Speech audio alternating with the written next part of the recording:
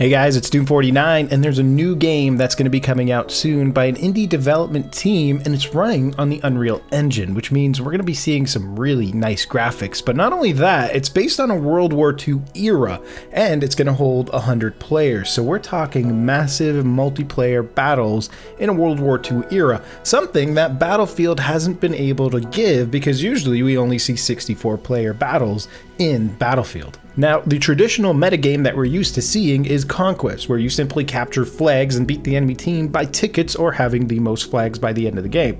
That's not the case here. This is slightly different with a new metagame where as you capture these flags, you're also collecting resources that help you beat the enemy team into submission. So that is going to be an interesting thing to see, especially with 100-player battles. So this is going to be looking like 50 versus 50. Now, of course, because of the amount of players on this map, you're going to need a very large map to sustain it all, to have the epic battles you're looking for. And from what the devs have said, it's a 1-to-1 scale of 4-kilometer squared maps. For you Americans out there, that's about 2.5 miles per square. They've also got a vast majority of vehicles that we're seeing coming to the game, from support, transport, light armor, and so on. And I've got them all up on screen for you guys to see what's going to be coming. Now, what I did find interesting was we did see a plane in the trailer. Now, can we pilot these planes? Can we have some action with the planes? It's still yet to be found out, but I do know there is going to be some vehicle warfare, and we might see planes coming by maybe as supply drops or whatnot, but it would definitely make for the optimal Battlefield experience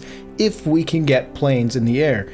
Now, this isn't Battlefield, but it is hell let loose with a whole new scale. So this is going to be an indie game that's going to develop with one of the bigger titles out there, which is Battlefield, obviously. And although Battlefield right now is on a World War I era, it's pretty great to go to a World War II era. And this could be the next step with a much more larger scale battle, but it definitely needs those planes in the air. Now, as far as I do know, there's no clear-cut clue as to when this game is going to come out, but we do know there is one map available right now, which is the Norman countryside in the early weeks of Operation Overlord in 1944. So it's more of a foresty, kind of woodland and open field area that we're going to be experiencing, and it's going to be pretty good to experience a 100-player battle for the first run. Now, it's also got 16+ historical accurate rifles that we're used to seeing in every World War II shooter in the past, and we're also going to see a plethora of utilities that we can use, from grenades, mines, mortars, and so much more. So this is definitely going for a Battlefield effect, but much more larger